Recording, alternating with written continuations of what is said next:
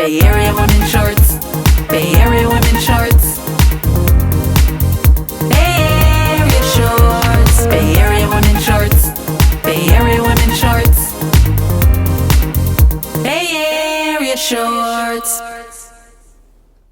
Welcome. I'm Marcel Johnson, your host for this edition of Bay Area Women Shorts, which is brought to you by executive producer, writer, and director Teresa Earle, and co-directed by cinematographer Kareem the Director Gedra. Let's face it, there are certain situations, circumstances, and events that would absolutely bury most people. And today's guest is someone that life did try to throw dirt on, but the problem with that is that she's actually a seed that was planted, watered, and grew up from a lower socioeconomic community of Country Club Crest, which is located in my Bay Area home city of Vallejo, California. The woman you're about to meet is absolutely incredible, and she has done some magnificent work. Without further ado, let me get you over to curator, facilitator, and poet Tiffany Banks as she facilitates a conversation with today's guest, Acintia Wright, better known as Cita. Welcome, Cita Wright, Miss Cita Wright. Welcome to Bay Area Women Shorts. I'm so happy to be able to sit down and have a conversation with you. And from what I know, you are a deep and phenomenal woman, which you'll dive deeper into. So I have some deep questions for you. Okay. I'm ready. So there's this thing going on in society. There's this notion that women teach their daughters, but simply love their sons. What are your thoughts on that? I really think that some people do teach their daughters and love their sons. On my behalf, I have taught them both and loved them both because I wanted my sons as well as my daughters to be productive citizens of the country. Absolutely. And they have graduated from college. All of them have graduated from college, which made me feel like a super mom. I was like, yay! And now they're in their older ages, so, what I put into them is coming out. That's wonderful. So I'm really glad that I chose to teach my daughters as well as my sons. Do they get love too? That extra love? They get it all. They get it all. And they know it. They know it. Do you think that your way of raising your children is different from your parents' way or the generation before you? Most definitely. Most definitely. So In what ways? my mom came from Panama. And so she came with a pretty strict, in the way she raised us. Well, I'm like the baby girl out of 7. You're the youngest. The youngest girl. I have a baby brother. Gotcha. But when it got to me, I think she was taller. So I didn't get a lot of strictness. I was allowed to be free, but I was also told to be in the house as I got older at 10 o'clock. Be in the house, I'm in 11th, 12th grade. Be in the house at 10 o'clock. I don't want you out past 10 o'clock. And I had to live those strict rules. So with that, my brother pretty much raised me. Oh, wow. Because we were raised in a house just as kids. My mother bought us a house and she took care of the home, but we lived in the house. She lived somewhere else. Yeah. And being that, my brother was very strict on me.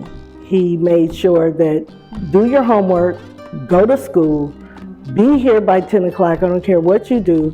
Those were my things. And I love running track, so I had to incorporate track in there.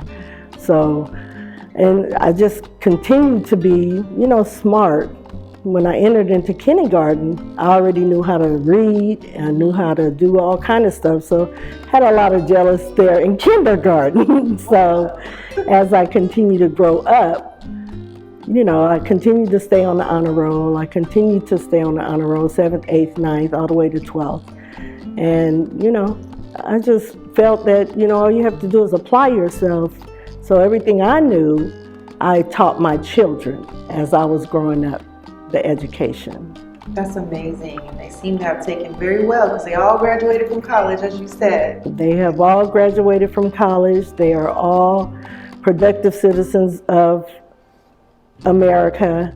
And I have four. I have four children. So, like some have said to me, that's unheard of to have four children that have all graduated from college.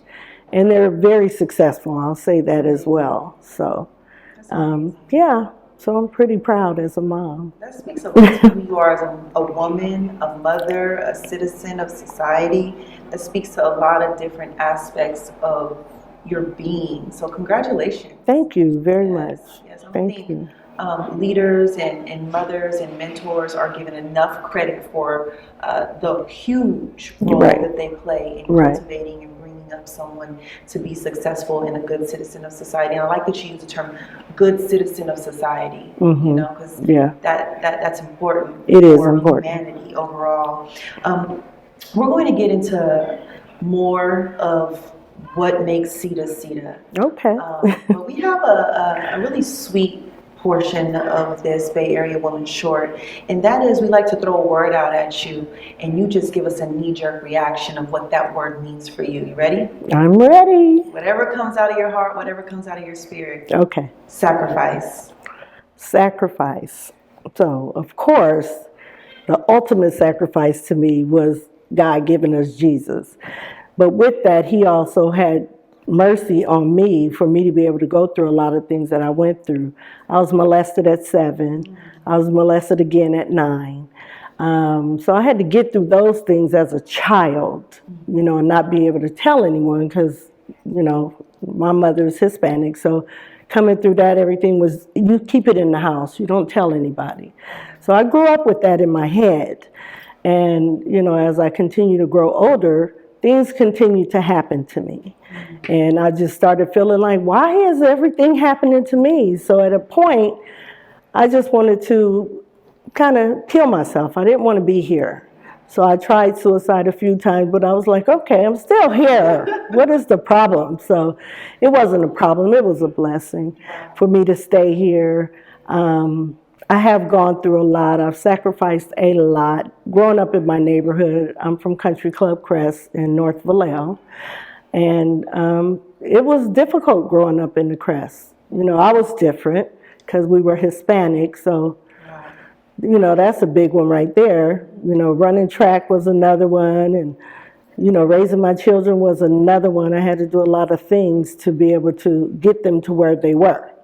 So, you know, and then as I got older, HIV came into my world, you know, and I had to sacrifice my whole self, you know, of who I was, a happy-go-lucky person, to take on this new role that I had to accept.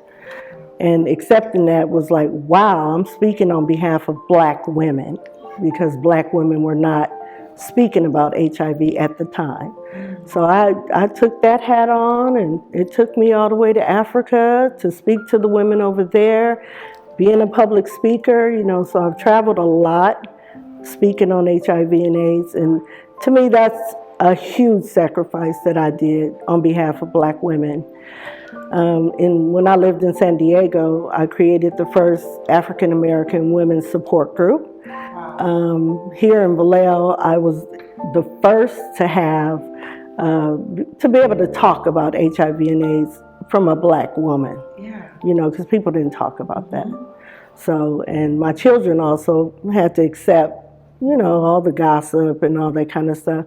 And, you know, sometimes I wonder if that's what really pushed them a lot more too. So you are a sacrifice. Thank you. Thank you so much. You know, like you said, many people don't talk about things. No. They'll go through things, they'll have their own issues in life, but they won't be the vessel or the example for others. And you chose to be an example. Can you just tell me briefly, because this is very, I think that's powerful. What led you to say, you know what, I'm going to speak up about this? You could have kept it to yourself and just Correct. lived your life as you're living it, and no one needed to know that Right. HIV had come into your life, as you put it.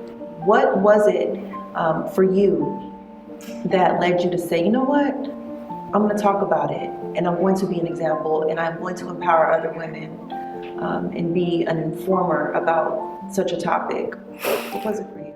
Well, again, being from Vallejo, Vallejo's a really small town, and pretty much everybody knows everybody. So I started in a support group, and the case manager that was in the support group was supposed to keep everything silent because she is a case manager, so she violated HIPAA right there. She told somebody, somebody else told somebody, and told somebody, and told somebody.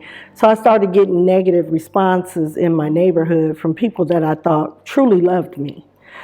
So I went into hiding for a little bit and again tried to commit suicide because I was like, oh no, I'm not going to live like this.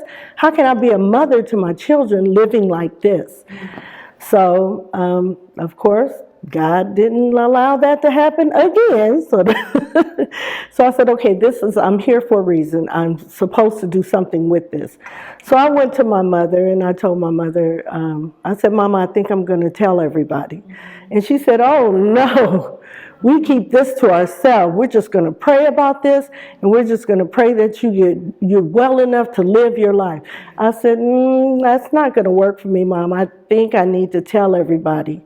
So my first speaking engagement was in Vacaville, at Vacaville High School, and it felt good to me, you know. It really felt good because when I was diagnosed, I only had so many T cells, and your T cells go down as you stress, and you need to keep them up high. And so I learned a lot about this HIV stuff. And my T cells were going down because I was upset, and you know. So when I did that first speaking engagement, I realized, oh, this feels good. Wow. Let's try this again. So I started joining support groups in Marin, where the rich white people were, because they was keeping it a secret, but I learned some concepts from them. So I went back and I told my mother, I said, this is going to be good, Mom. I got to really talk about this. She wasn't too much for it, but I had to do it. I had to do it. You found you were in a high vibration when you spoke on it. Mm-hmm. You shared your story with the world, mm-hmm. and that's been your medicine. Yes. Helping others has been your medicine. Yes. So one more word at you. Love. Look, you just gave me the chills just asking about love. Love is amazing. I wish that everybody around the country would share a little bit more love. And that's also, you got to take a sacrifice to share love. Because love is really something that we don't just give to our boyfriends, our husbands, or our circle of relationships. You give it to everyone because everyone deserves a little bit. So I share a lot of love. I give a lot of love. I'm just always right there. And I just believe, you know, of course we know that God is the ultimate for giving love. He said, I am love. So I hold on to that. I hold on to a lot of his principles, and I just really pray that they continue to take me through. It's amazing. Yeah. Many of us walk down the street, we see different people every single day of our lives. Mm-hmm. And often we see people and we assume what or who they are. Right. Who are you? Oh my goodness. At first I didn't even realize who I was. You know, I was like in a shadow. I would wear shades all the time. I wouldn't talk, I wasn't eating.